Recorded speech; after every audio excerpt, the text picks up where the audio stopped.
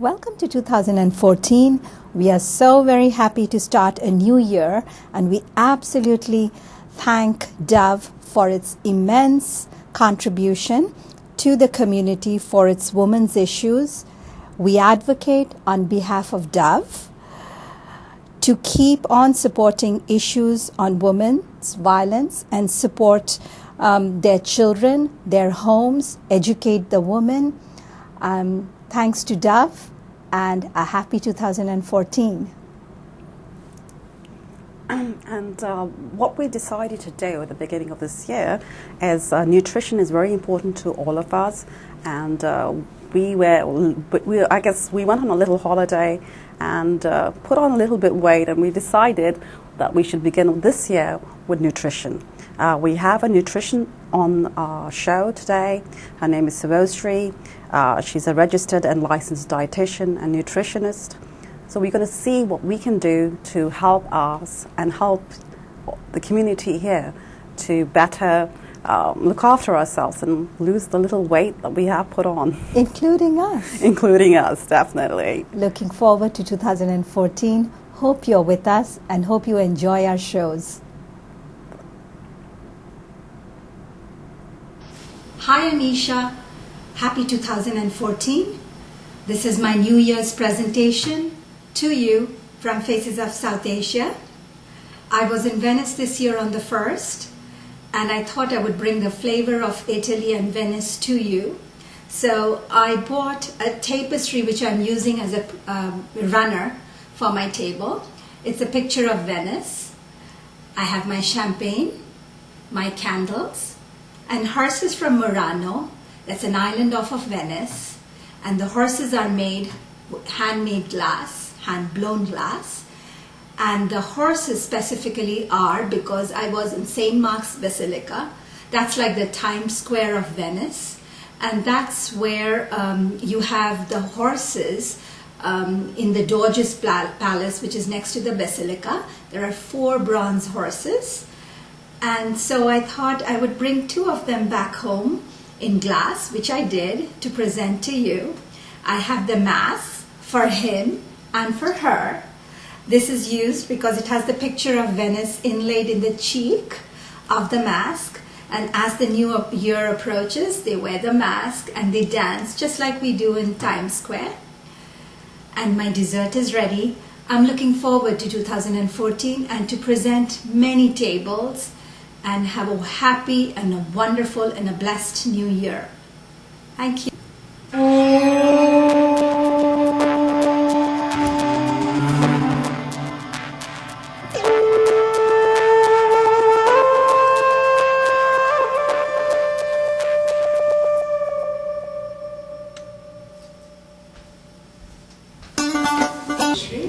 Hi, Esha. Thank you for having Faces of South Asia. This is Sophie. Thank you, Sabari. Thank you very much. To you too. Thank you. Subhoshri is a registered, licensed dietitian, nutritionist in the greater Boston area of Massachusetts, and she is here to introduce us to the Southeast Asia and South Asia cuisine. So Subhoshri, please introduce yourself as to how did you choose the Southeast Asia and South Asian cuisine to serve the people? Well, Southeast and South Asian people, they have very rich culture. Their traditional diets are very rich. They have an excellent choice of foods. So in today's world, when we don't have enough time to cook and shop, when we mostly rely on fast food, I think this is a good time to look back at our traditional food habits, and our traditional recipes from where we can be benefited if we follow them. So I thought it would be a good idea if I could bring it in front of everybody. So that was my intention.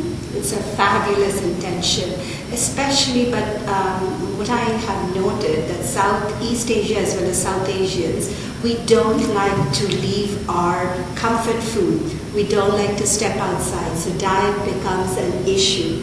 So maybe you can see that what did you think how would you go ahead and address this issue? Also, I wanted to let you know that we are planning to do this whole diet session with Subhoshri in different segments. It was a plan by Soph and me to start 2014 with the diet issue, as because Southeast Asia and South Asia has got, for the diets, a lot of cardiac problems, diabetes. What else do you think are? I think this problem is not only with South and Southeast Asian people. This is a huge problem in US today, because if you see, not only the adults, even the little children, they are the victims of obesity, type 2 diabetes, heart disease, all those things. So I think we should know what should be our ideal diet, actually what to eat and how much to eat. There comes portion control also. If you go to the restaurants, you will see that the portion size is huge. So that's an issue too. So I think that all of us, being an American, being in the, in this country, we have to look after these things, and we should know what is a good diet, what is a balanced diet. And I would like to discuss about this in this series, and then I'll take you to our journey towards South and Southeast Asian cuisine. That's wonderful. So please start with what you have taught as a concept of, as you were mentioning us before, the salad bowl concept. Well, so in US, we can compare it as a salad bowl. As we see in a salad bowl, there are different ingredients like cucumber, tomato, lettuce, olives, though it's a salad, but all of these ingredients have their distinct characteristics, distinct taste. Similarly, we are in US is like a salad bowl. We have come here from different countries, but all these different people, they have their own distinctive characteristics, they have their tradition, they have their own diet. So I think if we could explore this, each and every diet, we should be benefited. What a great idea. I really never thought of this way, that she put in as it's a salad bowl and each one is an individual entity. Exactly. Yes, that's wonderful. So how long have you been doing this? I have been doing this. I am in the field of nutrition for more than 7 years. So, but in Boston area, I am working for the last 3-4 years. So, and I have seen a lot of people, a lot of Southeast Asian, South Asian people, not only them, even other US citizens also, they have these problems in today's world, So I think this is a perfect time to look back at our traditional cooking methods. If we could find something which really benefits us, instead of depending on hamburger or hot dogs or donuts, if we could cook, if we could manage our time, hopefully we will be benefited. True. We have another issue with the South Asian.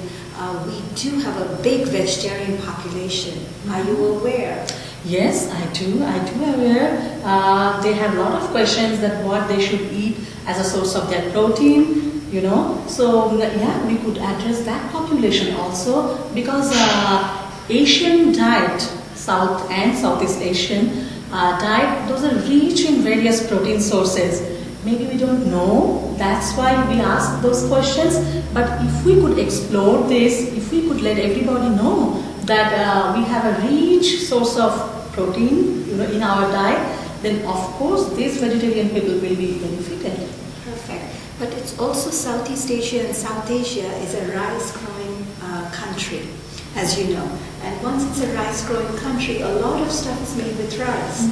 And as we know that too much rice has starch, carbohydrates packed in it. What is your view on this? Not only rice is the source of carbohydrate, even wheat. Whenever you are eating a donut or a hamburger, the bun, everything, all these are the source of carbohydrate. But the good thing with rice is that rice is least allergen. So if you have rice, it doesn't mean that we put on weight, but you need to concentrate on the portion, how much you are eating. this is the same with how much you are eating a hamburger, fries, all this. So I think now we need to focus on what we eat as well as how much we need to eat on that. Wow, this is amazing, because we always thought that rice, if we eat, then you put on weight. But as you see what Subhoshri said, is it's not the rice, but it's the portion. How much, exactly. So what do you do actually when somebody comes to you and asks, they want to go on a healthy diet? What do you start off with? Like, how do you proceed as a nutritionist? What would you tell them? Like, how do you go about doing it? Well, as a healthy diet to me is a balanced diet. A balanced diet is what? Where you will get all the essential nutrients, like your carbohydrates, like your proteins, your fat, your vitamins, minerals, fluids, everything. So a good diet doesn't mean that I'm omitting something, any of these nutrients, like either protein or carbohydrates, but I'm incorporating everything as a balanced diet. Because to become healthy, you have to have all these nutrients, because all these nutrients together provide you a good health, So I think we need to focus on a balanced diet instead of dieting. Maybe then in future you can say that how we can, or if you have time, how we start our day with breakfast. What should we eat, or what kind of breakfast, keeping in mind of the entire nation, is how do we start the day, then how do we do a quick lunch, and how do we go for, or is it necessary every 3 hours we need to eat something, small portions, to keep our balanced diet? That would perhaps direct our people and us also to say what we should eat. Sure, that would be a great idea. We can continue with those questions. Even we will accept questions from our audience also, if they have anything specific to know from me. And sure, we will start with that what to eat, how much to eat, how many times a day to eat, all these questions. Sure. I have one more question, is when we go to Southeast Asia, South Asia, a lot of us are not always sitting on cars, we are walking, or we are on buses, or maybe there is a huge population is sitting on cars. Don't you see that it's the same in United States, and somehow we are not moving enough even after we need portion control? That could be another reason for obesity. Yes, there are so many factors for obesity, not only food, but food is one of the factors. Food, your genetic, that's another reason, and also exercise, physical activity. That's very, very important in today's world. Along with food, balanced diet, portion control, you have to exercise regularly to become healthy. Perfect. And so, do you have a question? I'm No. sorry. No, not at all. Like, it's very interesting to see what you're saying. I mean, like with our diet, like we have different foods. Like we don't eat. Maybe a lot of South Asians don't eat, like maybe cereals, or they have like what you usually eat, like rotis or puris and stuff. Right. So we have to like control what we are eating at that time. Because you were saying you just came back from India, and myself too. I just came back from India, and I know that we sort of eat a lot, because people are eating. Everything is like concentrated on eating. Exactly. And that was really scary. Like coming back home, and I'm like, oh my god, like what do I do now? Like, it's interesting to see. Like, I think the major what I got out of what you're saying is also portion control. That's the main thing, exactly. Because when we go to our country, or to visit some other countries, we always love to eat the special cuisines from that particular place, But the thing is that we are in a vacation mode, so we don't do the exercise part along with that. So that could be a reason for gaining more weight, when we come back from the vacation. But yes, portion control, we need to remember the portion control always. You can eat whatever you like, but in moderation. Exactly. Sweets, I think, is probably my weakness. Yeah. And there's a lot of weakness with that, I think, with sweets and stuff. But maybe you can tell us, like, what would be a healthy way instead of sweets, maybe fruits, I guess. the local fruits. But we have. exactly that's the point I brought to Subhoshri, is we are not going to, not you and me, but most of the population are not going to stay away from those sweets. Exactly. Most of the population are not going to stay away from the fish curry or the chicken curry or that beautiful potato curry. So delicious potato curry. Now tell me that how do you make that population stay with the same kind of food, the same sweet? Let's say yes, we like to eat the cheese, the wonderful barfis and peras and all those good puddings, rice puddings and all of that. So we're not going to leave that. You can't make me leave all that food. I know. Now you have to find out a way. Being a South Asian, I love these dishes too. Those are my favorite. The thing is that you don't have to leave anything. You can eat in moderation. That's the mantra. You can eat whatever you want to, but eat in moderation and also do a little exercise. It will help you. If you want to have a bowl of rice pudding, that's fine. You can have that. And also in our traditional cooking method, we put too much sugar. So instead, we have so many sweeteners, so many other sources of sweeteners, which we can use to restrict our calories, calorie consumption. So there are ways which we can discuss in details in our later, following series. What is your take on the sweetness? I know some sweets that people are making now is with Splendor, say, and stuff like this. What is your opinion actually? Okay, for sweets, I would suggest have the sweet as it is, but in moderation. I agree. Yeah, it's like instead of going with the if you are supposed the sweetness, you need just to use sugar. Yeah, if you are eating the sweet for an occasion, for once in a week, that's fine. You are taking one piece of that sweet, that's fine. But yeah, if you have really the sweet tooth, if you are eating every day a bowl of rice pudding or something like that, maybe pera, maybe rasgullas every day, in that case you need to be aware of the calorie, the sugar, and you can use any artificial sweeteners to make it sweeter. In our future segments, like you mentioned, we will perhaps bring in rice and you will say how much rice we should eat, how much dal we should eat, how much sambar we should eat. This way the correct measurements that we will have. Exactly, we can show you, the household measurements and how to control the portions. What should we call one serving? Yes. Suppose this is a cup, should we call one serving to this or maybe a smaller cup? Right, that's true. So these cups are quite big. So exactly, so this is not one serving. Right. No, because I know a rule of thumb is even if you have, say, meats and stuff, it shouldn't be more than your palm size. Exactly. So is the rice portion also the same? Kind of. There are small bowls, the usual bowl which we use at our house. Those are the, 1/3 of that would be your one portion of rice. Wow. Yeah.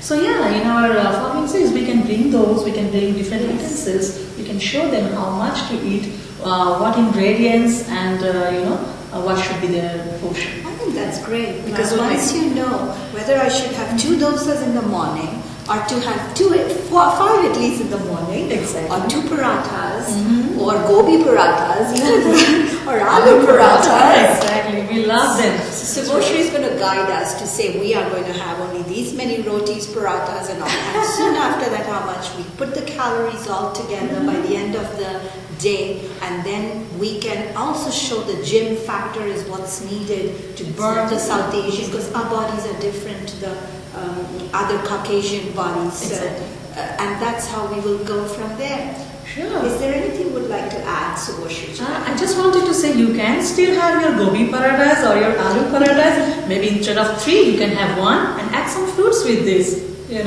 So in that way you can control, you can balance your calorie as well as the taste. We have the perfect nutritionist who's going to let me have my gobi parathas, my aloo parathas, and the sweets, the mithais. Yeah. She's going to cut on our portions. It's so nice to have you, Subhoshri. Thank you, Ishita, and thank you, Thank Sophie. you very much. On Faces of South Asia, and we will continue our segment every week with a little of nutrition. Hi, So we are here in Leah's house. So she's prepared a dish for us, and we are having a nutritionist who's going to also share with us what the benefits are. Here she is, Rosie. Hi everyone. Hi Leah, hi Ishita, and hi Sophie. Hello. Okay. So Leah, would you like to tell us about your traditional Indonesian food? How do you eat? Sure. Each area in Indonesia, it has its own traditional food. Okay. But most people in Indonesia, they eat rice for breakfast, lunch, and dinner. Okay. But the rice itself, it could be in a wide variation forms, like could be like regular steamed rice, like we found in Chinese restaurant, or fried rice, or rice. Pancake.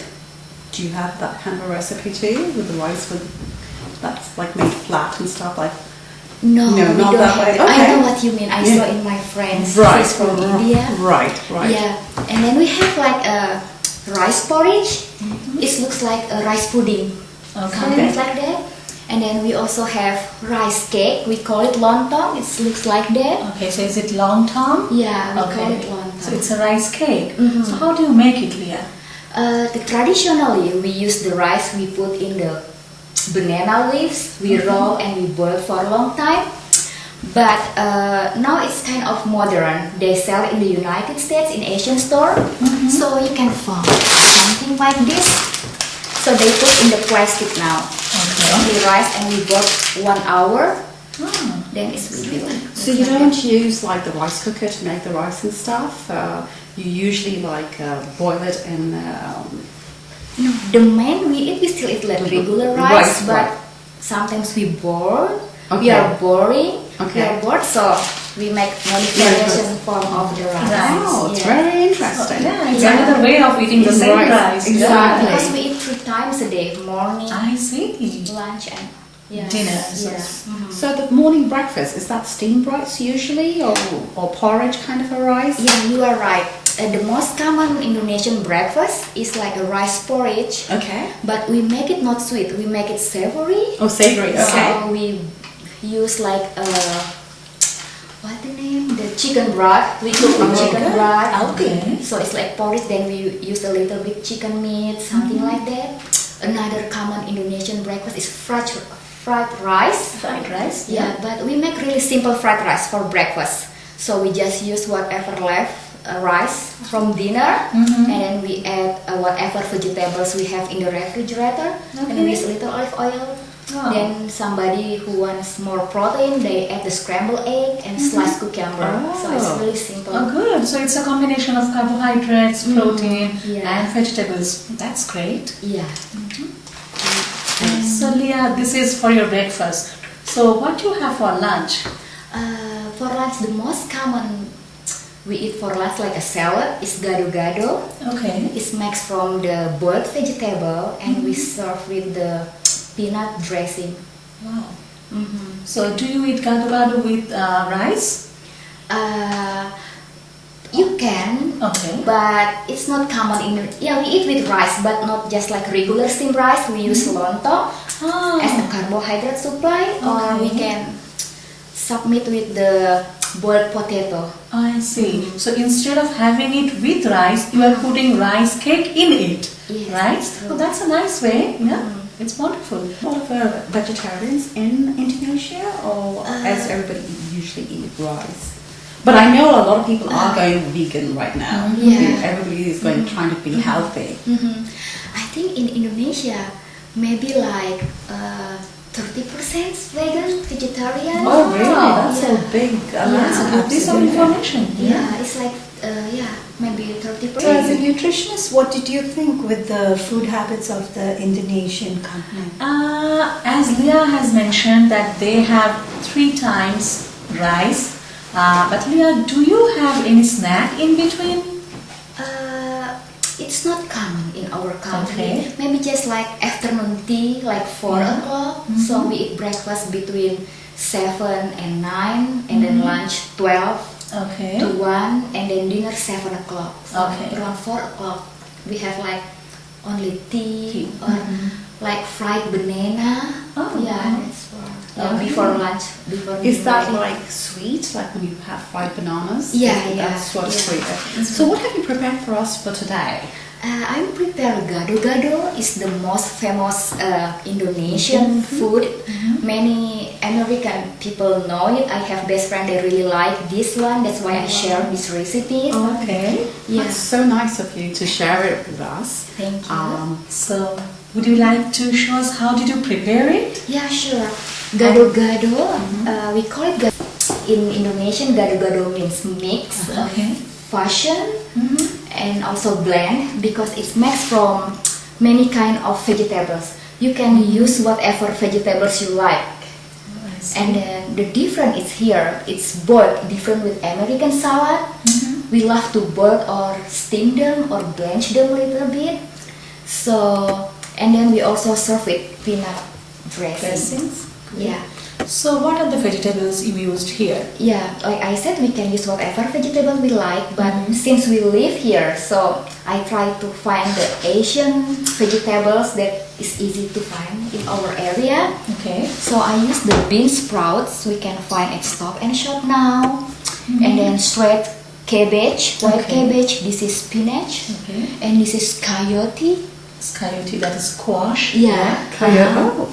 I've never heard of coyote. It's a different kind of squash. Yeah, in South and Southeast Asian countries, it's very common. Okay. It's a pear-shaped squash. Yeah. Okay. We'll be tasting some food and seeing how we will eat this. Good. It looks really tasty. Yeah. And it's good to know. Like I really had no idea what Indonesian food is.